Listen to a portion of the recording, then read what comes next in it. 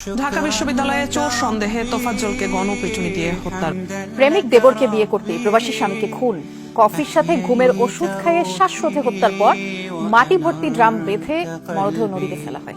প্রায় এক মাস পর মানিকগঞ্জে উজ্জ্বল হত্যা রহস্য উন্মোচিত হয়েছে। এই ঘটনায় দেবর ভাবি সহ তিনজনকে গ্রেফতার করেছে পুলিশ। 6 বছরের নিষ্পাপ এক ফুলের জীবন যখন ঝরে যায় অকালে, তখন বুকের ভেতর দুমড়ে মুচড়ে ওঠে হাহাকার। বলছি প্রতিবেশীদের প্রতিহিংসার বশে খুন হওয়া ছোট্ট শিশু মুনতাহা জেরিনের কথা। এক সপ্তাহ ধরে নিখোঁজ কলেজ ছাত্র সুমন মিয়ার সন্ধান মিলল অবশেষে। সোমবার মধ্যরাতে সুমনের মৃতদেহ পাওয়া গেল শেরপুর শহরের সজক খিলা এলাকার একটি বাসার উঠানে মাটি চাপা অবস্থায়। বগুড়ায় নিজ বাড়ির ডিপ ফ্রিজে নারী মরদেহ উদ্ধারের রহস্য উন্মোচন করেছে র্যাব। সকালে সংবাদ সম্মেলনে জানানো হয়, প্রেম ও হাত খরচের টাকা দেয়া নিয়ে মাকে হত্যা করে ডিপ ফ্রিজে রাখেন ছেলে।